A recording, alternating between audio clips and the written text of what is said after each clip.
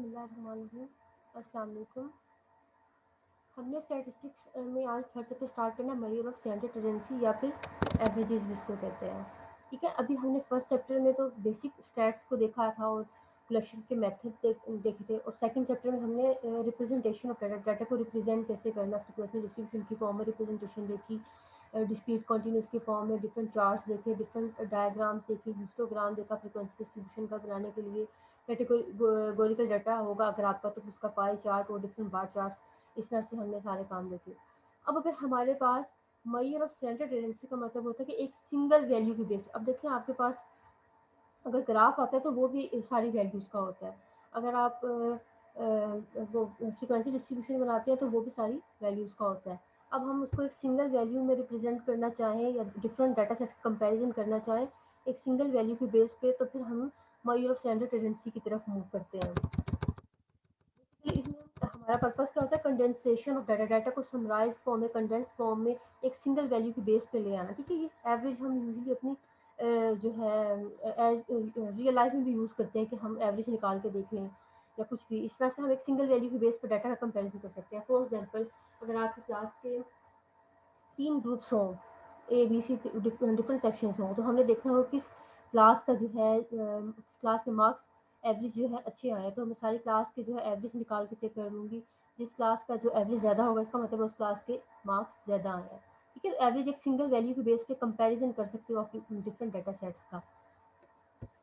Next है introduction में देख लेते हैं क्या मतलब, पहले इसका for the practical purpose the condensation of data set into a frequency distribution and the visual presentation are not enough. अब वो कहने हैं कि आप कंडेंसेशन आपने डाटा की कर ली थी बेसिकली, जो प्रीवियस चैप्टर में आपने उसको थोड़ा सा जो जब आपने अनग्रुप डाटा होता है यानी कि प्राइमरी डाटा आपके पास होता है उसको आप सेकेंड डाटा की फॉर्म में तो ले आए हैं, लेकिन अभी भी वो उसको प्रॉपरली रिप्रेजेंट नहीं कर रहा होता, फ्रीक्वेंसी डिस्ट्रीब्यूशन या विजुअल रिप्रेजेंटेशन काफ़ी नहीं होती है। when two or more different data sets are to be compared, जैसे कि मैंने आपको बताया आपके different sections का आपने मार्क्स कंपेयर करने हो, तो फिर क्या करेंगे हम। A data set can be summarized into a single value such a value usually somewhere in the center and representing the entire data set is a value at which the data have tendency to concentrate. The tendency of observation to cluster in the central part of the data is called center tendency. अब इसका मतलब क्या है कि वो कह रहे हैं कि आप ऐसे सेंटर बता देंगे जिसके अराउंड आपका डाटा जो है सेंटर होगा। जैसे कि देखें, अगर हमारा इस तरह का ग्राफ बनता है और ये हमारा सेंटर आता है, तो ये हमारा मीन हुआ, यानी कि हमारा डाटा जो है इस मीन के अराउंड लाई करता है। ठीक है, अगर मैं आपकी क्लास का जो है एवरेज मार्क्स निकाल दूँ, अब इसका ये मतलब नहीं है कि अगर फॉर एग्जांपल आपकी क्लास के मार्क्स आ गए हैं 90 आ गए, तो अब ज़रूरी तो नहीं है कि सारे क्लास के बच्चों के 90 हैं, कुछ बच्चों के 70s में होंगे, कुछ के 99 होंगे। इस तरह ऑन द एवरेज आपका एक सिंगल वैल्यू निकल आती है और उसके अराउंड बाकी सारी वैल्यूज़ आपकी लाई करती हैं।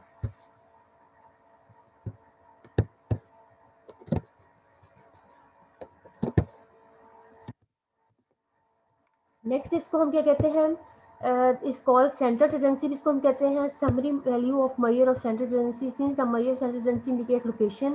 बेसिकली मैंने आपको बताया ना, दरमियान वैल्यू वैल्यू आपको बताती है, लोकेशन बताती है कि आपका डाटा की लोकेशन क्या है, इसके अराउंड सारी वैल्यूज आपके लाई कर रही हैं। और general position of the distribution of the data set in the range of observation is also known as measure of location और पोजीशन। इसके देखिए डिफरेंट नाम है, मेजर ऑफ सेंटर टेंडेंसी भी इसको कहते हैं, मेजर ऑफ एवरेज भी कहते हैं, मेजर ऑफ लोकेशन भी कहते हैं, मेजर ऑफ पोजीशन भी कहते हैं। The measure of center tendency or location are generally known as averages. But everyday language, the average is often understood to refer to arithmetic mean in the form of, अब basically आप सबके mind में तो जब average का word use होगा तो वो अरिथमेटिक मीन ही होगा, लेकिन हम एवरेज डिफरेंट तरह की यूज़ करते हैं। हम मीडियन भी निकालते हैं, मोड भी निकालते हैं, मीन भी निकालते हैं, ज्योमेट्रिक मीन भी निकालते हैं, हार्मोनिक मीन। ज्योमेट्रिक मीन और हार्मोनिक मीन आपके कोर्स में नहीं है, लेकिन हम वो भी कैलकुलेट कर लेते हैं इसके लिए, एवरेजेस के लिए। अब नेक्स्ट ये है the use of term average has been placed into Pythagoras, ये तो एक तरह से बताया जिसने इसको इन्वेंट किया था। 2 point should be noted, first major of center tendency should be somewhere with in the range. अब ये याद रखें, जो सेंटर टेंडेंसी आपका एवरेज आएगा जो भी होगा वो आपका रेंज के अंदर होगा, रेंज से बाहर नहीं आपका मीन आ सकता या एवरेज आ सकता है। Secondly, it should remain unchange by arrangement of the observation in the different order. अब वो कह रहे हैं कि ऑब्जर्वेशन को आप डिफरेंट ऑर्डर में कर देंगे फिर भी जो है वो वैल्यू सेम रहेगी। ठीक है, जैसे कि मैं आपकी क्लास का मार्क्स पूछती हूँ सबसे, तो चाहे मैं पीछे वाले बच्चे से स्टार्ट करूँ और आगे तक आऊँ, या मैं आगे वाले बच्चे से स्टार्ट करके पीछे तक जाऊँ, उसका जो है एवरेज सेम ही निकलेगा। वैल्यू की रिअरेंजमेंट से उस पर फर्क नहीं आएगा। Number years corresponding to the population parameter are generally calculated from the sample data and regarded as the estimate of the population parameter. मैंने आपको स्टार्टिंग में बताया था पॉपुलेशन पैरामीटर हम जो है कैलकुलेट नहीं करते, हम उसका एस्टिमेट सैंपल के थ्रू ही निकालते हैं usually. Criteria of satisfactory average, अब ये उसके जो है प्रॉपर्टीज बेसिकली जो सेटिस्फाई करनी चाहिए जो बेस्ट एवरेज को, वो क्या है? नंबर 1 है rigorously defined based on all the observation, यानी कि सारी ऑब्जर्वेशन पे बेस करता हूँ, यानी कि मैं आपकी क्लास के अगर एवरेज ले रही हूँ मार्क्स का, तो सारी क्लास के बच्चों को इंक्लूड करूँगी, ये नहीं करूँगी कि सिर्फ 10 बच्चों का एवरेज ले लिया और उसके बेस पे कह दिया मैंने आपकी क्लास के मार्क्स कितने हैं। सारी ऑब्जर्वेशन पे बेस करना चाहिए। Simple to understand, easy to interpret, quickly and easily calculated, amenable to mathematical treatment. इसका मतलब ये है कि मैथमेटिकल ट्रीटमेंट में इसको यूज़ कर सकते हो हम। Relatively stable and repeated sampling experiment, यानी कि मैं एक्सपेरिमेंट को रिपीट करती जाऊँ लेकिन वो स्टेबल ही रहे, वो चेंज ना हो हर बार। Not unduly influence by abnormally large और स्मॉल ऑब्जर्वेशन। अब ये abnormally लार्ज या स्मॉल ऑब्जर्वेशन आपके जो आउटलायर कहलाते हैं डाटा के, यानी कि आपकी सारी क्लास का अगर वेट हो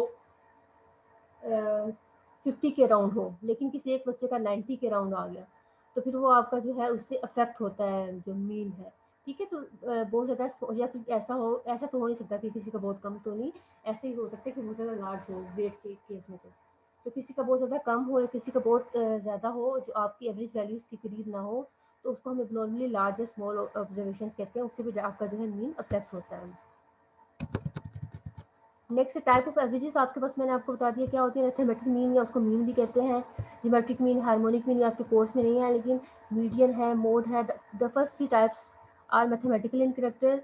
अब ये जो तीनों हैं arithmetic mean, geometric mean, harmonic mean, ये मैथमेटिकल आपके जो एक तरह से होती हैं। द फोर्थ आपकी जो मीडियन होता है वो मिडल ऑब्जर्वेशन होती है, और मोड होता है आपका most frequent value in the data set, ठीक है, जो आपके डाटा में बहुत ज़्यादा रिपीट हो रही हो। अब हम आते हैं सबसे पहले देखते हैं अरिथमेटिक मीन में क्या है, और उसकी डेफिनेशन आप लोगों ने याद कर लेनी है। अरिथमेटिक मीन क्या है?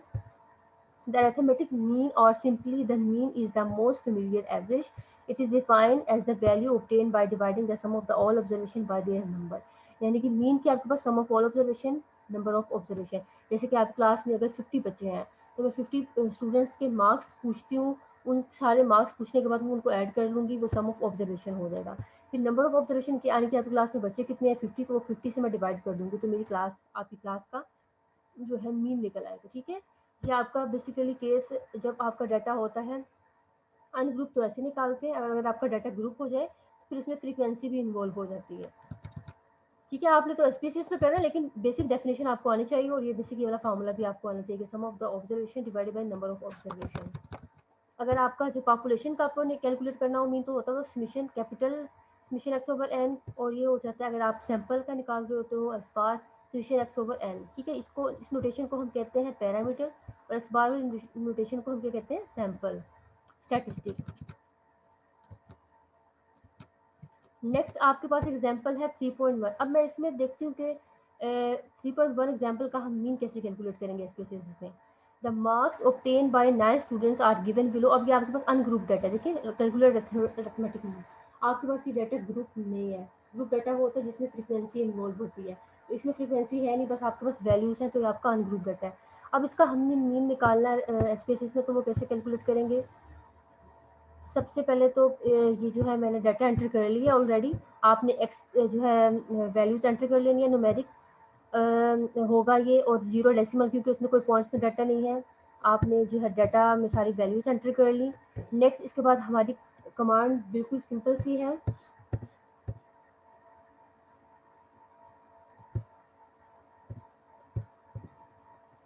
ये हमारी कमांड होगी एनालाइज डिस्क्रिप्टिव स्टैटिस्टिक। फ्रीक्वेंसी पे गए, वेरिएबल एक्स को मूव किया, स्टैटिस्टिक में हाईलाइट किया हमने मीन को।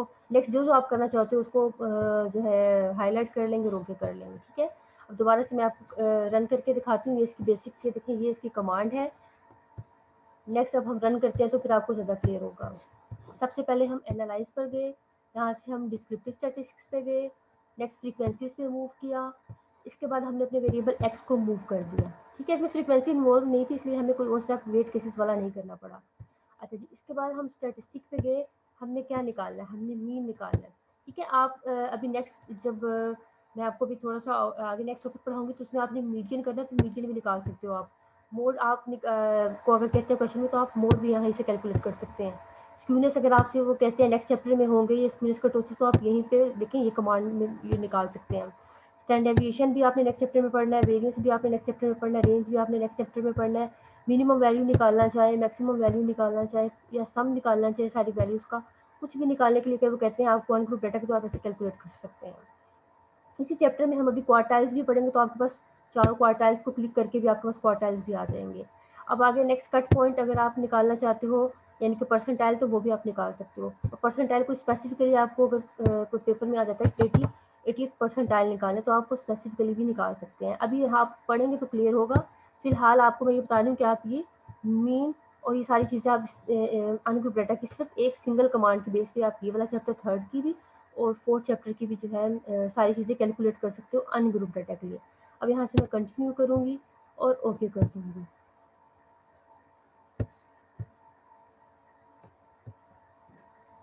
अब ये जो मेरे पास आउटपुट विंडो है, इसमें देखें, ये देखें, ये मीन की वैल्यू भी आ गई, मीडियन की वैल्यू भी आ गई, मोड की वैल्यू भी आ गई, standard deviation, variance, skewness, kurtosis, ये सारे आपने नेक्स्ट चैप्टर में पढ़ने हैं, लेकिन ये मैंने यहाँ पे आपको वैसे निकाल कर दिखा दिए हैं। परसेंटाइल्स भी ये देखें, आप 10 पे निकालना चाहे 20, 25, 30, 40, 50, 60, 75, ये सारे आपके पास आ गए। अब ये 25, 50 और 75 आपके पास क्वार्टाइल्स हैं। ये भी हम नेक्स्ट टॉपिक पढ़ेंगे तो आपको क्लियर होगा, लेकिन मैंने फिलहाल आपको निकाल कर बता दें कि एक जस्ट सिंगल जो है कमांड के बेस पे आप ये पूरा जो निकाल सकते हैं अनग्रुप डाटा के लिए, ठीक है। ये याद रखना, ये हमारे पास अनग्रुप डाटा था, इसमें हमारे पास फ्रिक्वेंसी इन्वॉल्व नहीं थी। नेक्स्ट हम अपना टॉपिक देखते हैं। ये देखिए हमारा 40 मीन आया था, यहाँ पे 40 आया हुआ है। नेक्स्ट इसके बाद द वेटेड मीन क्या होता है। अब वेटेड मीन बेसिकली ये होता है कि आपने हर जो है वैल्यू को इक्वल इम्पोर्टेंस नहीं देनी होती, ठीक है। कुछ जैसे कि आपने जब पाई चार्ट पढ़ा था, तो उसमें मैंने आपको बताया था कि आप हर जो है उस पर इक्वल जो है अपना एक्सपेंडिचर नहीं कर रहे होते हो। आपका फूड पे, रेंट पे, क्लोथिंग पे, फ्यूल पे, अदर आइटम्स पे डिफरेंट वो जो है आप उसके जो है एक्सपेंडिचर कर रहे होते हो, तो आप उनको डिफरेंट वेट दोगे। जैसे कि आप फूड पे ज़्यादा स्पेंड करोगे, रेंट पे उससे कम, क्लोथिंग पे उससे कम, फ्यूल पे उससे कम, और अदर आइटम्स कुछ भी हो सकते हैं, उन पे आप उस तरह से कर सकते हो, ठीक है। तो आप उनको वेट देते हो कि मैंने 10% फूड पे करना है, मैंने 5% रेंट पे करना है, अपनी जो आपकी इनकम हो रही है, आपका मंथली जो भी होता है, उसके अलावा आपने फ्यूल पे कितना है, तो ये हर एक को जो है वेट असाइन किया जाता है। अरिथमेटिक मीन जब आप निकालते हो तो उसमें कोई आप वेट असाइन नहीं कर रहे हो, तो जस्ट सिंपल आप वैल्यूज़ को जो निकाल लेते हैं। लेकिन वेटेड मीन में आपने जो है weighted mean takes into consideration the relative importance of the observations.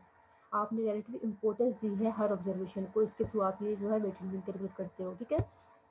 The weighted arithmetic mean क्या है? The multipliers or the set of numbers which express more or less adequately the relative importance of the various observation in a set of data. Technically इसको weight, यानी कि आप हर एक जो उसको relative importance देते हो तो वो आपका weight कहलाता है। You assign weights W1, W2, so on Wn to the observation in a set of data according to their relative importance. Then the observations are not equal importance, the weighted mean denoted by x bar, ठीक है। जब आपकी equal importance होगी observation की, तो आपने जो है सिंपल अरिथमेटिक मीन निकालना है। जब आपकी हर ऑब्जर्वेशन की जो है इंपॉर्टेंस इक्वल नहीं होगी, रिलेटिव इंपॉर्टेंस होगी, तो आपने वेटेड मीन निकालना है, ठीक है। इक्वल इंपॉर्टेंस होगी तो सिंपल अरिथमेटिक मीन, और अगर डिफरेंट वेट्स होगा हर ऑब्जर्वेशन को तो वेटेड मीन। अब हमारे पास एग्जांपल है 3.2, calculate the weighted mean for from the following data. आपको आइटम्स गिवन है, उसके एक्सपेंडिचर और उसके वेट्स, यानी कि आपने फूड पे इतने परसेंट, जितने जितने उन्होंने उसको वेट किया आपने उसके मुताबिक आपको क्वेश्चन में गिवन होगा ये वेट की और एक्सपेंडिचर यानी कि उसकी वैल्यूज भी। अब आपने वेटेड मीन निकालना है, तो अब आप क्या करेंगे। अब देखिए एक तरह से ये हमारे पास वेट फ्रीक्वेंसी है इन वैल्यूज़ का। सबसे फर्स्ट स्टेप हमारा होगा, अगर हमारे पास फ्रीक्वेंसी होती है या अगर हमारे पास वेट होता है, तो फर्स्ट स्टेप हमारा होता है वेट केसेस। इसकी कमांड्स भी आप देख लें, ये है इसकी कमांड, डाटा वेट केसेस पे गए, वेट केसेस बाय वेट किया, एनालाइज डिस्क्रिप्टिव स्टैटिस्टिक वेरिएबल, ये ठीक है, ये वही कमांड है ये वाली तो, लेकिन ऊपर वाली आपकी वेट केसेस आ जाएगी। अच्छा, इसको हम सबसे पहले तो हमने डाटा एंटर किया, ये देखें वेरिएबल व्यू में मैंने एक्सपेंडिचर और वेट्स नेम रख दिया। एक्सपेंडिचर हमारे होल नंबर थे तो हमने इसको 0 लेने दिया। वेट्स में हमारे जो है पॉइंट आ रहा था 1 डेसिमल प्लेस, तो मैंने इसको 1 कर दिया। अब डाटा व्यू पे मैंने डाटा एंटर कर लिया। इसके बाद फर्स्ट हमारा होता है वेट केसेस। डाटा पे गए, वेट केसेस किया, weight cases by weights, weight cases by weights होता है, यह आपका फ्रीक्वेंसी होता है। यहाँ से हमने ओके कर दिया। ये हमारा फर्स्ट स्टेप हो गया। सेकंड स्टेप हमारा होगा एनालाइज पे गए, सेम वही कमांड जो हमने अभी पहले यूज़ की थी। डिस्क्रिप्टिव स्टैटिस्टिक पे गए, यहाँ से हमने जो है एक्सपेंडिचर को मूव किया इसमें, और स्टैटिस्टिक में से हाईलाइट किया अपने मीन को। ठीक है, इसमें सिर्फ हमने मीन कैलकुलेट करना है, वेटेड मीन। कंटिन्यू किया एंड ओके कर दिया। अब यहाँ पे हमारे पास वेटेड मीन देखने की वैल्यू आ गई 203.4, हमारा वेटेड मीन आ गया। ठीक है, मैं दोबारा रिपीट कर दूँ। एनालाइज पे गए, यहाँ से हमने डिस्क्रिप्टिव स्टैटिस्टिक्स, फ्रीक्वेंसीज, हमने एक्सपेंडिचर को मूव किया। स्टैटिस्टिक में मैंने हाईलाइट किया मीन को और ओके करके हमारे पास वेटेड मीन आ गया। ठीक है, 203.4 हमारा वेट आ गया। 203.4 आपने बाय हैंड कुछ भी नहीं करना, जैसे आपने डाटा एंटर करना और सिंगल क्लिक की बेस पे आपके पास सारे रिजल्ट्स आ जाएंगे। नेक्स्ट इसके बाद हमारे पास प्रॉपर्टीज़ हैं अरिथमेटिक मीन की, क्या आपने देख लेनी है। The arithmetic mean has the following four properties. नंबर 1 है आपके पास, for a set of data the sum of the observation of x i's from their mean x bar taken with their proper sign is equal to 0। ठीक है, आपको जो है sum of, ये देखिए लिखा हुआ है मिशन, sum of the observation from their mean is always 0। ठीक है, ये एक आपने जो है इन इजी वर्ड आपने याद रखना है। ये देखिए मिशन लिखा हुआ है ना, sum of the observation, x आपकी ऑब्जर्वेशन होती हैं, sum of the observation from their mean, यानी कि डेविएशन है ना basically, sum of the observation, sum of the deviation of the observation from their mean is equal to 0। ठीक है, ये फर्स्ट प्रॉपर्टी आपकी हुई। आपने इसको बेसिकली थ्योरम ना करें, बस इसको याद रखें आपकी फर्स्ट प्रॉपर्टी क्या है। आपको आ सकता है शॉर्ट क्वेश्चन में कि प्रॉपर्टीज ऑफ अरिथमेटिक मीन लिखे, तो आपने ये लिखनी है, यहाँ तक आपने लिखना है, sum of the deviation of the observation from their mean is equal to 0। अच्छा जी, नेक्स्ट आता है second property, sum of the square deviations of the x i from their mean x bar is the minimum. In other words summation x i minus x bar square less than equal to summation x minus a whole square. अब वही, अब पहले तो आपका था ना sum of the, ये देखिए यहाँ था ना पहले sum of the deviation of the observation from their mean is 0। अब यहाँ पे क्या है, सम ऑफ द, सम है साथ स्क्वायर है ऊपर, यहाँ पे स्क्वायर आ जाएगा। Sum of the square of the deviation of the observation from their mean is always minimum। याद रखें, sum of the square of the deviation of the observation from their mean is always minimum। ये भी आपने proof नहीं करना है, बस आपने इसको प्रॉपर्टी को याद रख लेना है। नेक्स्ट है थर्ड वाली प्रॉपर्टी, के groups of data consisting of n1 n2 so on n case mission ni is equal to n observation have respectively means x bar 1 x bar 2 so on x bar k, then x bar mean for all the data set is given by। अब आपने x bar अगर आपने combine mean निकालना हो different, जैसे कि आपके section 3 है for example section A B C, उनका मैंने कंबाइन मीन निकालना हो, तीनों क्लासेस का मैंने एवरेज निकालना हो, तो फर्स्ट मेरे पास आ जाएगा, जैसे कि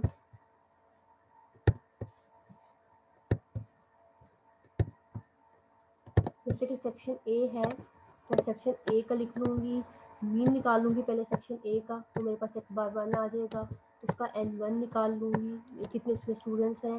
सेक्शन बी है मेरे पास अगर, तो उसका मैं एक्स बार 2 निकाल लूँगी, और मेरे पास नेक्स्ट उसकी नंबर ऑफ ऑब्जर्वेशन यानी कि नंबर ऑफ स्टूडेंट्स कितने हैं n2 भी देख लूँगी।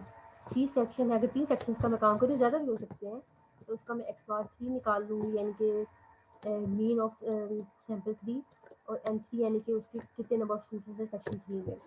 अब इन सबके मैंने एन देख लिए, नंबर ऑफ स्टूडेंट्स या नंबर ऑफ ऑब्जर्वेशन, और एक्स बार मीन देख लिए। इन सब के थ्रू आप ये कंबाइंड मीन का फॉर्मूला ऐसे निकाल सकते हैं।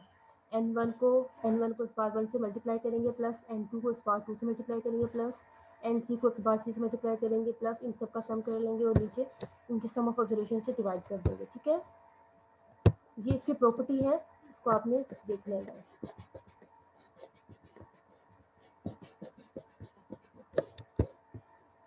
नेक्स्ट इसके बाद आ जाता है हमारे पास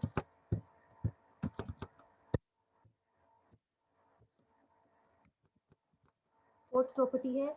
if y is equal to axi plus b where a and b are constants, अगर a और b आपके पास कोई कॉन्स्टेंट हो और इस तरह की इक्वेशन लिखी हो लीनियर, तो आप अगर इस पर मीन अप्लाई करते हैं तो ये एक्स पे भी अप्लाई हो जाएगा, वाई बार पे भी हो जाएगा, और ए और B as it is constant रहेंगे। ठीक है,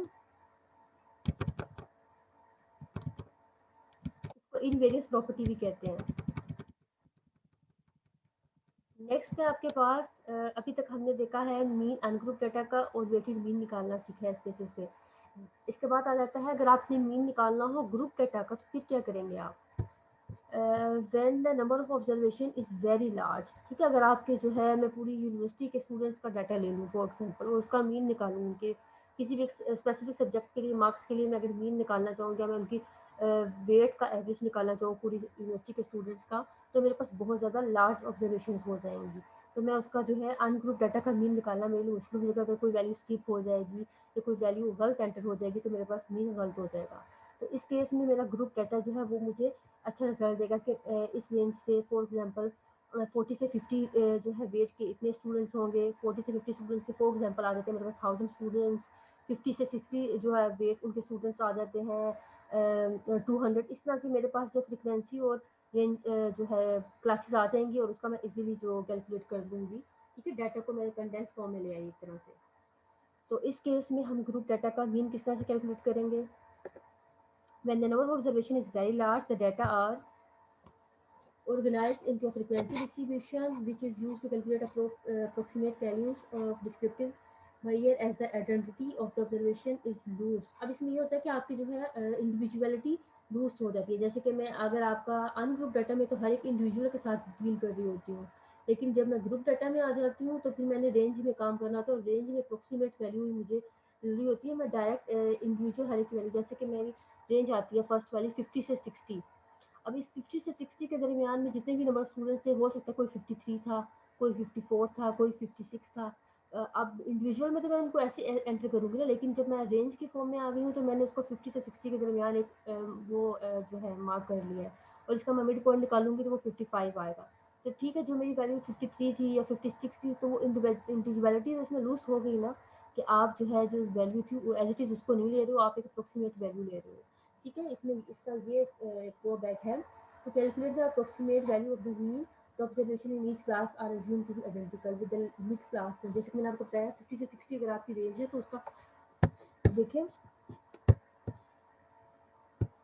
अगर फॉर एग्जांपल 50 से 60 मैंने कहा है कि हमारे पास रेंज आती है फर्स्ट, और उसके सामने फ्रीक्वेंसी मैंने कह दिया अगर आपके पास फॉर एग्जांपल 120 आती है। अब सारी ऑब्जर्वेशन इसका मिड पॉइंट जब निकालूंगी, मीन निकालने की मुझे मिड पॉइंट निकालना पड़ेगा तो वो 55 आ जाएगा। अब सारी ऑब्जर्वेशन मेरी 55 तो नहीं है ना, यहाँ पे तो मैंने मिड पॉइंट को कंसीडर करना है। आप देखेंगे जब भी मैं ग्रुप डाटा का मीन निकालूंगी, मेरी कोई वैल्यू हो सकता है 53 हो, कोई मेरी वैल्यू 57 हो, कोई 58 हो, कोई 51 हो। इस तरह से मेरी जो है वैल्यूज की इंडिविजुअलिटी लूज हो गई है, मैं एक अप्रोक्सीमेट वैल्यू ले रही हूँ। तो ग्रुप डाटा का ये एक ड्रॉबैक है। अदरवाइज वैसे कि आपको लार्ज डाटा सेट के साथ डील करने में हेल्प करता है।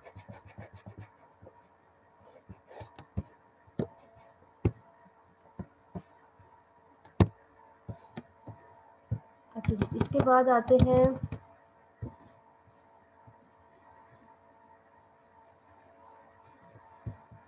frequency would be approximately equal to the sum of the observation for each class value. Thus, if the value distribution has equal tail with midpoints and frequency is this, formula आपने basically देख लें, लेकिन बस आपने तो इसी से ही करना है काम। अब अब जैसे कि आपने वेटेड मीन में देखा था कि वेट होता था, लेकिन यहाँ पे क्या होगा, फ्रिक्वेंसी होगी। वेटेड मीन की तरह का बेसिकली वेटेड मीन की तरह का इसका फार्मूला होता है, इसमें फ्रिक्वेंसी होती है और उसमें वेट्स होते हैं। लास्ट में थोड़ा सा इसकी डिस्क्रिप्शन बताई हुई है, इसको जरूर देखें, एमसीक्यूज में से पूछ लेते हैं। Sometimes there may be a slight difference in the value of x bar on account of error caused by the assumption that all the observations in any class may be treated as approximately the midpoint of the class. But the experience tells us this error is usually small and never serious. The following example, अब वो कह रहे हैं कि आपने जो मैंने भी आपको बताया कि आप रेंज के एक मिड पॉइंट निकाल लेते हैं तो आपकी अप्रोक्सीमेट वैल्यू होती है, एग्जैक्ट वैल्यू नहीं होती है। लेकिन वो कह रहे हैं कि ये एरर स्मॉल सा होता है, उसको माइनर सा, इसको आप इग्नोर कर सकते हैं, कोई इसका मसला नहीं है। अब एग्जांपल है हमारे पास चेंज ऑफ ओरिजिनल स्केल क्या है, to reduce the computational labour and save time. ये बेसिकली सारा मैनुअल जो जिन्होंने काम करना होता है उनके लिए होता है कि आप कुछ ऑब्जर्वेशन कहने के ओरिजिन का मतलब होता है आप कुछ वैल्यू ऐड कर रहे हो या सब्ट्रैक्ट कर रहे हो, स्केल का मतलब होता है कुछ वैल्यू मल्टीप्लाई करें या डिवाइड करें हर ऑब्जर्वेशन के साथ, तो उस पर क्या इफेक्ट रहता है। तो मीन आपका जो है बेसिकली एमसीक्यूज में पूछा जा सकता है, मीन आपका चेंज ऑफ ओरिजिन और स्केल से होता है, यानी कि कुछ वैल्यू उसमें ऐड करें, वैल्यू आप इन ऑब्जर्वेशन डाटा सेट में कुछ वैल्यू ऐड करते जाएं या सब्ट्रैक्ट करते जाएं या वैल्यूज के साथ मल्टीप्लाई कुछ करें या वैल्यूज के साथ डिवाइड करें, तो आपका जो है मीन अफेक्ट होता है। ठीक है, अगर आप कुछ ऐड कर रहे हो तो मीन उतना टाइम आपका बड़ा हो जाएगा, अगर कुछ सब्ट्रैक्ट करें तो मीन आपका स्मॉल हो जाएगा। फॉर एग्जाम्पल मेरे किसी चीज़ का मीन निकालती हूँ तो वो मेरा 10 रहता है, मैं हर ऑब्जर्वेशन को है 5 ऐड करती जाती हूँ तो फिर मेरा मीन 15 हो जाएगा। इसी तरह हर ऑब्जर्वेशन में जो है मैं 5 सब्ट्रैक्ट करती जाती हूँ तो मेरा मीन 10 के बजाय 5 हो जाएगा। सिमिलरली कुछ मैं मल्टीप्लाई करती हूँ तो मेरा मीन उतना टाइम हो जाएगा, अगर मैं कुछ डिवाइड कर रही हूँ तो मीन मेरा उतना टाइम डिवाइड होकर कम हो जाएगा। ठीक है,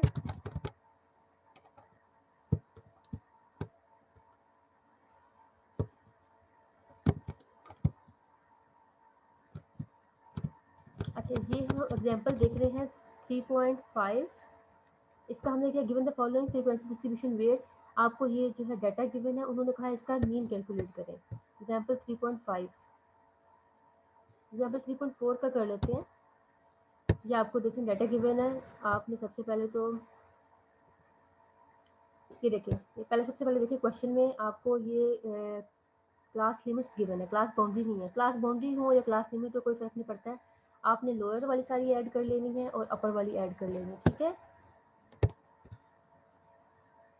एक आपका कॉलम बन जाएगा, ध्यान से देखें, एक कॉलम आपका बन जाएगा लोअर्स का, एक आपका कॉलम बन जाएगा अपर का, और एक आपका कॉलम हो जाएगा फ्रीक्वेंसी का। 3 कॉलम आपने ऐड कर लेने, इसको आप कह देंगे लोअर को एल, अपर को यू और फ्रीक्वेंसी को एफ। ये 3 कॉलम आपने एसपीएसएस में एंटर कर लेने हैं। अगर मिड पॉइंट अगर आप यहाँ पे निकालना चाहते हो तो यहीं पे निकालें, लेकिन मैं आपको एसपीएसएस पे मिड पॉइंट निकालना सिखाऊंगी ताकि आपका काम ईजी हो जाए। हमने ये जो है सारे लोअर्स को ऐड कर लिया। ये देखें, सबसे पहले मैंने लोअर लिखा और सारी पहले वेरिएबल व्यू में मैंने लोअर अपर फ्रीक्वेंसी लिखी, सबका डेसिमल 0 था, तो यानी कि होल नंबर से डेसिमल प्लेस कोई नहीं थी, पॉइंट्स में डाटा नहीं था, तो मैंने सबको 0 कर दिया। डेसिमल को लोअर्स की वैल्यू एंटर की, अपर की वैल्यू एंटर की और फ्रीक्वेंसी। ये देखें आपका जो डाटा है ये सारा लोअर्स का एक आपने एंटर कर लिया कॉलम, एक अपर का एंटर कर लिया और एक फ्रीक्वेंसी का। आपने तीनों कॉलम जो है एंटर करने के बाद सबसे पहले अगर आपको पता है कि आपके पास फ्रीक्वेंसी होती है तो आपने क्या करना होता है, वेट बेसिस करना है। लेकिन इस वेट केस से भी पहले हम इसका मिड पॉइंट निकाल लेते हैं, ये आपको मैं दिखाती हूँ। ये इसकी जो है कमांड्स हैं। सबसे पहले तो आप जो है data weight cases by frequency कर लेंगे। नेक्स्ट आपने यू एल एफ एंटर किया हुआ है, लोअर अपर वैल्यूज़ और फ्रीक्वेंसी। ट्रांसफॉर्म में गए कंप्यूट वेरिएबल, यहाँ से आपने एक्स कैलकुलेट कर लेंगे। आपको देखेंगे डाटा व्यू में जो है एक वेरिएबल न्यू क्रिएट हो जाएगा। उसके बाद आप एनालाइज डिस्क्रिप्टिव स्टैटिस्टिक्स, कोई सेम कमांड है आपकी, उसके थ्रू काफ़ी सारी चीज़ें निकाल सकते हैं। सबसे पहले हम गए डाटा पर, यहाँ से हमारी फ्रीक्वेंसी है तो हमने इसको वेट केसेस किया, वेट केसेस बाय एफ। यहाँ से वेट केसेस बाय एफ करने के बाद हमने ओके कर दिया। नेक्स्ट उसके बाद हम गए ट्रांसफॉर्म, सेकंड स्टेप है ट्रांसफॉर्म पे गए, कंप्यूट वेरिएबल पर गए। यहाँ से हमने एक न्यू वेरिएबल, टारगेट वेरिएबल क्या जनरेट करना है, मिड पॉइंट एक्स हमने नाम रख दिया उसका। न्यूमेरिक एक्सप्रेशन में जाने के बाद हमने ये ब्रैकेट को यहाँ से क्लिक किया तो ये आ गया। लोअर को हमने मूव किया यहाँ पर, प्लस प्लस किया तो हमारा प्लस भी यहाँ पे मूव हो गया। इसके बाद हमने अपर को मूव किया, यहाँ पे हमें पता है मिड पॉइंट का फॉर्मूला होता है lower plus upper divided by 2। यहाँ से हमने डिवीजन को क्लिक किया और 2 से डिवाइड करके हमने lower plus upper divided by 2 करके अपना जो है एक्स मिड पॉइंट कैलकुलेट कर लेंगे। बाय हैंड भी हम ऐसे करते हैं और एसपीएसएस में आप डायरेक्ट निकाल सकते हैं ऐसे। हमने ओके कर दिया। अब हमारे पास एक वेरिएबल जो है जनरेट होकर आ गया, ठीक है, ये वाला वेरिएबल। अब हम क्या करेंगे, सेम कमांड है, एनालाइज पर गए, डिस्क्रिप्टिव स्टैटिस्टिक्स पर गए, फ्रीक्वेंसीज पे, यहाँ से हमने एक्स वेरिएबल को मूव करना है, ठीक है, मिड पॉइंट को। और स्टैटिस्टिक पे जाके आपको मैंने बताया था, अभी तो हमने मीन पढ़ा, लेकिन आप नेक्स्ट अभी मीडियम भी पढ़ेंगे, मोड भी पढ़ेंगे। जो जो आप निकालना चाहें, वेरियस एंड डेविएशन, जो जो चीज़ स्केलर कट ऑफ आप निकाल सकते हो ग्रुप डाटा के केस में। क्वार्टाइल्स की, परसेंटाइल्स की, जो चीज़ें आपको चाहिए होंगी, जैसे कि फॉर एग्जांपल आपको कोई स्पेसिफिक पॉइंट 78 पे चाहिए हो अगर परसेंटाइल, तो आप इसको भी निकाल सकते हो। यहाँ से मैंने कंटिन्यू किया और ओके कर दिया। अब आप देखेंगे मेरे पास जो डाटा जो है इसमें आया है आउटपुट में, मीन आ गया है, मीडियन आ गया है, मोड आ गया है, ये तीनों ही मैंने आपको पता है क्लिक किया था। अब नेक्स्ट इसके बाद आ गया परसेंटाइल 10, परसेंटाइल आपका जो है 10 के डिफरेंस से आ गया, क्वांटाइल्स आपके आ गए, और इसके अलावा क्वार्टाइल्स यानी कि 25% पे, 50% पे, 75% पे। नेक्स्ट आपने स्पेसिफिक पॉइंट पे 78 पे निकाला था, आपका वो भी आ गया। ठीक है, आप कुछ भी इससे कैलकुलेट कर सकते हैं।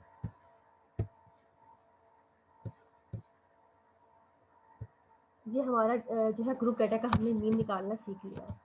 अब इसके बाद आते हैं हमारे पास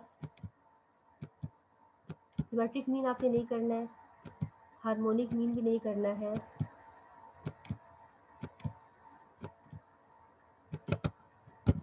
नेक्स्ट हमारा टॉपिक है मीडियन। मीडियन हमने निकालना सीख तो लिया, ग्रुप डाटा का भी और अनग्रुप डाटा का भी, बस इसकी जो है डेफिनेशन यहाँ से देखनी है हमने। The median is defined as the value which divides the data set that have been ordered into two equal parts. Median आपका क्या होता है कि आपने अपने डाटा को अरेंज कर लेना होता है, सबसे पहले अरेंज करना है, उसके बाद आपने इसका मीडियन निकालना होता है। मीडियन वैल्यू से निकलता है मीडियन। आप जो है बगैर अरेंज किए मीडियन नहीं निकाल सकते, पहले आपने इसको ऑर्डर में लेके आना है, फिर आपके डाटा को ये टू इक्वल पार्ट्स में डिवाइड कर देता है। ये देखें, अगर आपके पास ये ऑब्जर्वेशन है फॉर एग्जाम्पल, तो आपके डाटा को ये दो इक्वल पार्ट्स में डिवाइड कर देगा। 50% डाटा आपका यहाँ पे होगा और 50% डाटा आपका इस साइड पे होगा। दो इक्वल पार्ट्स में आपके डाटा को डिवाइड कर देता है, और ये मिडिल पॉइंट आपका मीडियन होता है। डाटा को दो इक्वल पार्ट्स में जो डिवाइड करता है उसको हम क्या कहते हैं, median. One part comprising of observation greater than and the other part is smaller than it. ठीक है, one more specifically the median is the value below value at or below which 50% of the order lies. ठीक है, अब इसके बाद formulas तो आपने देख लेनी है, यहाँ से बस आपने डेफिनेशन देख लेनी है। फार्मूलाज तो आपको मैंने बता दिया कि अनग्रुप डाटा को हो या ग्रुप डाटा को, आपने मीडियन कैलकुलेट करना देख लिया था। फर्स्ट जो कमांड थी हमारी अनग्रुप डाटा की, उसमें भी आपने वही किया था, एनालाइज फ्रीक्वेंसी डिस्क्रिप्टिव स्टैटिस्टिक पे फ्रीक्वेंसी पे गए, वहाँ से एक्स को मूव किया और स्टैटिस्टिक पे जाके हाईलाइट कर ली सारी चीज़ें, और वहाँ से आपने मीन मीडियन मोड निकाली अनग्रुप का। ग्रुप डाटा में बस आपने वेट केसेस करना होता है, ये स्टेप एक्स्ट्रा होता है, अदरवाइज सेम कमांड थी। और मिड पॉइंट निकालना होता है आपने। क्वांटाइल्स क्या होते हैं आपके, अभी मैंने आपको क्वांटाइल्स निकाल कर तो बताया था ना कि क्वांटाइल्स, परसेंटाइल्स, डिसाइल्स आप निकाल सकते हैं, लेकिन ये बेसिकली होते क्या हैं quantiles. When the number of observation is quite large, the principle according to the distribution or an ordered data set is divided into equal parts, may be extended to any number of divisions. The value which divide the distribution into four equal parts is called the quartiles. अभी हमने quartile निकालना सीखा था ना, group data का भी और ungroup data का। अब मैं आपको बताती हूँ कि जो आपका मीन होता है, मीडियन सॉरी, वो आपके डाटा को टू इक्वल पार्ट्स में डिवाइड करता है। जो आपका क्वार्टाइल्स होता है वो आपके डाटा को थ्री इक्वल पार्ट्स में डिवाइड करता है। ठीक है, फर्स्ट वाले को हम Q1 कहते हैं, सेकंड वाले को हम Q2 कहते हैं,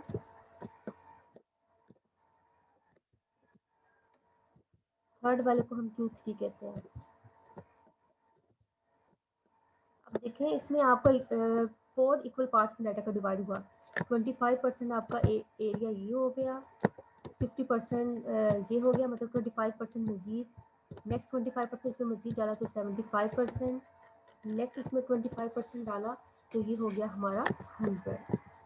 इस तरह से आप ये 100% डाटा को 4 इक्वल पार्ट्स में डिवाइड करता है, तो उसको आप क्वार्टाइल्स कहते हैं। ठीक है, क्वार्टाइल में आपका Q1, Q2, Q3 होता है। मीडियन आपका 2 इक्वल पार्ट्स में होता है। मीडियन आपका बेसिकली Q2 के इक्वल भी इसको कह सकते हो। 50% एरिया को डिवाइड करता है ना, तो ये आपका 50% एरिया को डिवाइड कर रहा होता है Q2। नेक्स्ट इसके बाद क्या है, फर्स्ट वाले को आप लोअर क्वार्टाइल कहते हो और लास्ट वाले को अपर क्वार्टाइल कहते हो, दरमियान वाले को आप मीडियन भी कहते हैं। यहाँ से आप देख लीजिएगा, 25%, 50%, 75% ऑफ द डाटा। सिमिलरली ये आपके क्वार्टाइल्स हो गए, और अगर आपके डाटा को 9 इक्वल पार्ट्स नीचे बेसिकली डिवाइड करता है, 9 वैल्यूज, सॉरी 9 वैल्यूज होती हैं लेकिन 10 इक्वल पार्ट्स में आपके डाटा को डिवाइड करता है, उसको आप कहते हैं डिसाइल्स। ठीक है, ये आपका आ गया फॉर एग्जाम्पल D1। नेक्स्ट आ जाएगा आपका D2, ये आपका आ गया D3, D4, D5, D6, D7, D8, D9। 9 values जो आपकी हैं वो डाटा को 10 इक्वल पार्ट्स में डिवाइड करेंगे। देखिए एक ये पार्ट आ गया, एक पार्ट ये आ गया, एक ये आ गया, फोर्थ पार्ट, फिफ्थ पार्ट, 6, 7, 8, 9, 10। यानी कि 9 ऑब्जर्वेशन है, 9 वैल्यूज है लेकिन डाटा को 10 इक्वल पार्ट्स में करेंगे। यहाँ पे आप देखें 3 ऑब्जर्वेशन है लेकिन डाटा को 4 इक्वल पार्ट्स में डिवाइड करेंगे। यहाँ पे मीडियन में देखें एक ऑब्जर्वेशन है लेकिन डाटा को 2 इक्वल पार्ट्स में डिवाइड कर रही है। तो आप डिसाइल्स को कैसे शो करते हैं, D1, D2, D3 so on. अब ये D1 जो है आपका वो 10% पे होता है, D2 आपका 20%, D3 30%, D4 40%, 50%, सो ऑन। इस तरह से आप कर सकते हो 100%। और अगर आपकी 99 वैल्यू हो, 99 वैल्यूज डिवाइड, ये आपने याद कर लेना क्वार्टाइल्स की डेफिनेशन, परसेंटाइल की, डिसाइल्स की। ठीक है, dividing the data into 100 equal parts, 100 equal parts में डिवाइड करते हैं तो वो आपके परसेंटाइल कहलाता है। परसेंटेज ये होता है ना 100 इससे मल्टीप्लाई करके आप निकालते हैं, तो यहाँ परसेंटाइल का मतलब है कि आपका डाटा को 100 इक्वल पार्ट्स में डिवाइड करता है। फॉर एग्जांपल ये हो गया P1, P2 सो और P99। ठीक है, ये P99 तक होगा लेकिन आप ऊपर से इसको देखेंगे तो ये आपके 100 इक्वल पार्ट्स में डाटा को डिवाइड किया होगा। इस तरह से ये आ जाता है, इसको आप तरह शो करते हैं। तो सेकंड क्वार्टाइल, अब ये चीज़ बड़ी इसके लिए इंपॉर्टेंट है। सेकंड क्वार्टाइल यानी कि Q2, फिफ्थ डिसाइल यानी कि D5 और 50 परसेंटाइल यानी कि P50 is observation identical to median. यानी कि आपका जो है मीडियन Q2, नेक्स्ट इसके अलावा D5 और P50, ये सारा आपका इक्वल होता है। ठीक है, ये MCQ में पूछा जा सकता है तो आपने इसको अच्छी तरह से देख लेना है।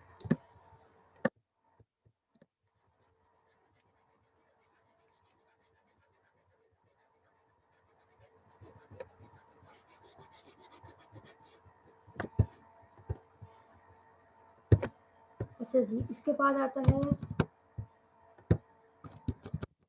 Quartile, decile, percentile and other values obtain equal subdivision of the collectively is called quantile. यानी कि आप क्वार्टाइल्स को, डिसाइल्स को, परसेंटाइल्स को इन जर्नल क्या कह देते हैं, क्वांटाइल्स या फ्रैक्टाइल्स भी कह देते हैं। ये भी MCQs में इंपॉर्टेंट है। नेक्स्ट इसके अलावा अगर आपको वो 6 डिसाइल निकालने को कहते हैं जिसका मतलब होता है वो 68 परसेंटाइल भी आपको निकालने के लिए कहना है। अगर वो थर्ड क्वार्टाइल कह रहे हैं तो मतलब आप वो 75 परसेंटाइल भी कह सकते हो आप उसको इन अदर वर्ड्स। तो ये आपने इनमें कंपेरिजन अच्छी तरह से अंडरस्टैंड कर लेना है। आपने फार्मूलाज ये करने की ज़रूरत नहीं है। देखिए ये आपके पास एग्जांपल है 3.11, ये ऑब्जर्वेशन जो हमने पहला आपका किया था उसमें उन्होंने कहा है कि given the data below find the median and the quartile. अब इसमें हम कैसे कैलकुलेट करेंगे, 3.1 एग्जांपल आपके पास, आपने एनालाइज कर गए, डिस्क्रिप्टिव स्टैटिस्टिक्स पे गए, फ्रीक्वेंसीज पे गए, यहाँ से हमने एक्स को मूव कर दिया, क्या रीसेट करके दोबारा करते हैं, हमने एक्स को मूव कर दिया।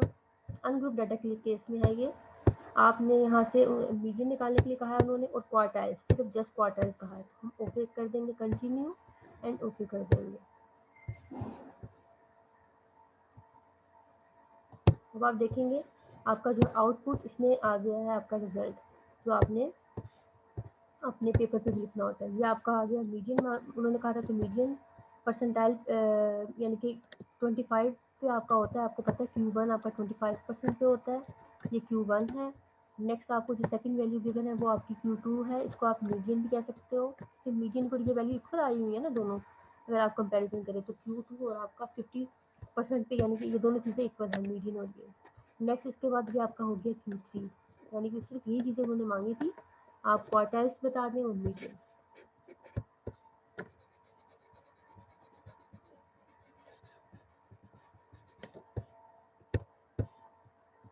अच्छा जी, इसके बाद आता है,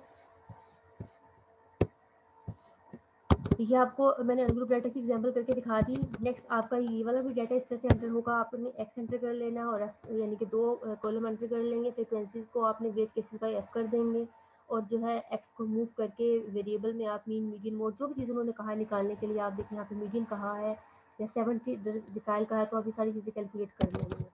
नेक्स्ट आते हैं हम इसके बाद एग्जाम्पल 3.3 में आपको करके दिखा दूँ लास्ट जो है ग्रुप डाटा के केस में, बाकी आप सब कैलकुलेट कर लेंगे।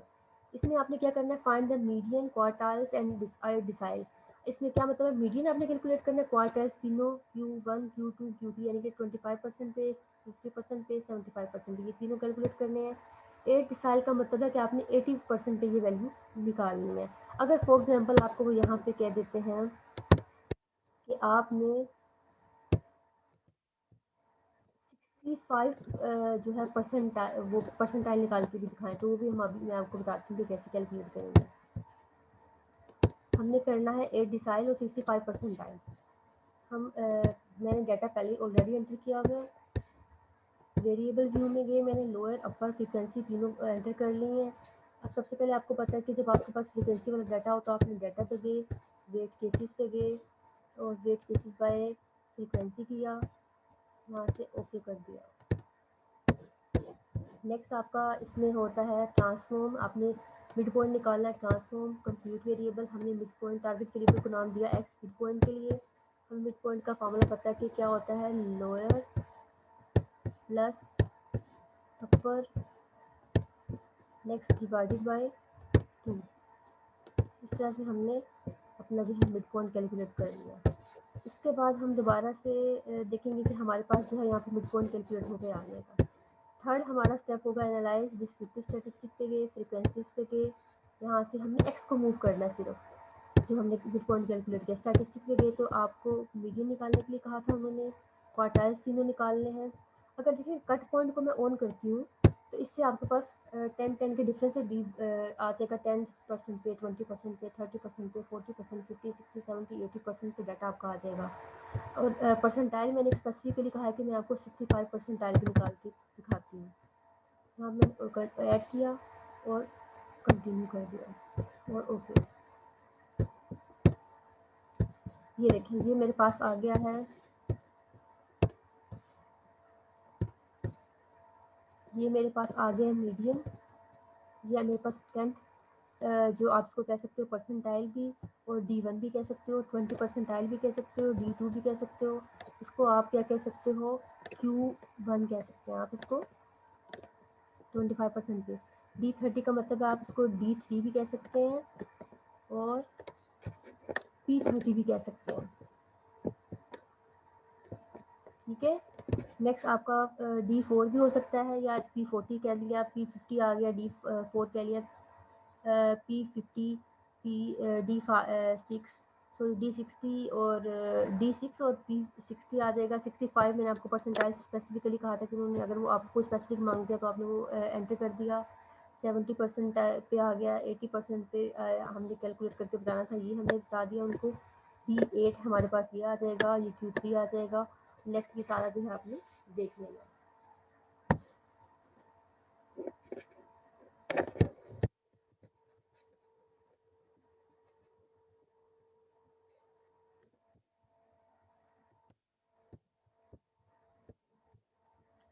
जी हमारा यहाँ तक मीन मीडियन मोड कॉन्टिन्यूस और डिस्क्रीट डेटा सेट्स का क्वांटाइल्स की निकालना हमने सारा देख लिया है। अब मोड का भी छोटा सा कॉन्सेप्ट रह गया, ये भी साथ ही देख लेना। मोड कहते हैं French word mode meaning fashion has been adopted to convey the idea of most frequent.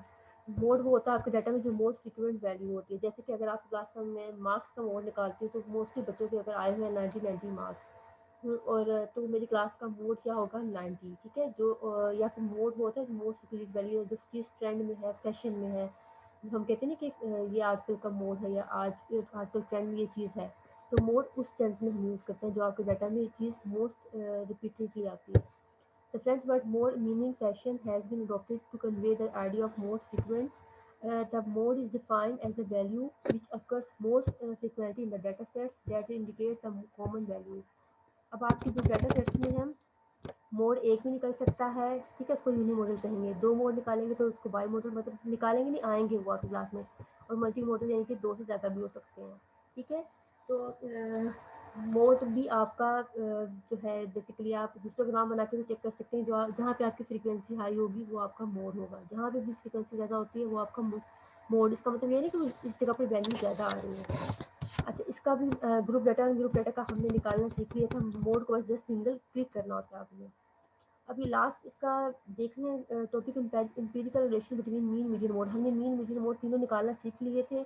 अब वो कहने कि single peak frequency distribution, single peak का मतलब होता है unimodal, the values of mean median mode coincide. अगर आपका डाटा देखें, सिंगल पीक ये होती है हमारे पास, अगर हमारा डाटा इस तरह से सिंगल पीक यानी कि हो सिमेट्रिक डाटा हो, तो हमारा यहाँ पे मीन मीडियन मोड आएगा। ठीक है, मीन भी यहाँ पे आएगा, मीडियन भी यहीं पे आएगा और मोड भी यहीं पे आएगा, सेम होगा, कोइंसाइड होगा। अगर आपका सिमेट्रिक होता है डाटा, सिमेट्रिक आपका ग्राफ होता है, तो आपका मीन मीडियन मोड इक्वल होंगे। But if these values differ the frequency distribution set to be skewed, अभी ये हमने लास्ट में पढ़ा था पिछले चैप्टर में। अगर आपका जो है डाटा में सिमेट्री नहीं है तो इसका मतलब स्क्यूनेस होगा। अब ये इन्होंने जो बना के बताया ये बेसिकली पॉजिटिवली स्क्यूड का है, और अगर नेगेटिवली स्क्यूड मैंने आपको बताया था ऐसे होता है उसकी शेप। अब इसमें आपका देखिए मीन जो है, इसमें जो है पॉजिटिवली स्क्यूड में आपने याद रखना है आपका क्या होता है, मीन ग्रेटर देन मीडियन और ग्रेटर देन मोड, ये आपका होता है पॉजिटिवली स्क्यूड के केस में। ठीक है, नेगेटिवली स्क्यूड के केस में, नेगेटिवली स्क्यूड है, इस केस में आपका जो है मीन होता है less than median less than mode. Mean positively skewed case में ग्रेटर देन आता है median, mean greater than median greater than mode, median दरमियान में आना दोनों के। लेकिन यहाँ पे ग्रेटर का केस आ जाता है और यहाँ पे इस तरह से लेस का केस रहता है। जैसे कि आप देखेंगे अगर आपके पास वो क्या है ये वाला ये तो आपने देख लिया ना कि मीन जो है इसका यहाँ पे लाई कर रहा है, यानी कि मीन की जो है सबसे ज़्यादा वैल्यूज आ रही है। उसके बाद जो है सेकंड पे मीडियन की वैल्यूज आ रही है, थर्ड पे मोड की वैल्यू आ रही है। इसलिए सबसे बड़ा मीडियन था, उसके बाद मीडियन था, तो मीन था, उसके बाद मीडियन था, उसके बाद मोड था। यहाँ पे देखिए सबसे ज़्यादा वैल्यू मीन की आ रही है, यहाँ तक काफ़ी इसकी लेंथ है, सेकंड वाले की कम लेंथ है, थर्ड वाले की मोड की उससे भी कम है, तो इसकी इस तरह से ग्रेटर देन का साइन इस तरह से कर सकते हो आप। और इस तरह के केस में आपका ये जो है लेस की फॉर्म में आ जाएगा, और यहाँ पे मीन पहले आएगा, सबसे पहले इस जगह पे आ जाएगा, नेक्स्ट आपका मीडियन आ जाएगा, और यहाँ पे मोड जो हाईएस्ट फ्रिक्वेंसी होती है वहाँ पे मोड आ जाएगा। इस केस में आपका मोड जो है वो सबसे बड़ा है, सेकंड पे आपका मीडियन है, थर्ड पे मीन जो है कम होता है। अब इसको उन्होंने कहा कि अगर आपका सिमेट्रिक डाटा हो जाए,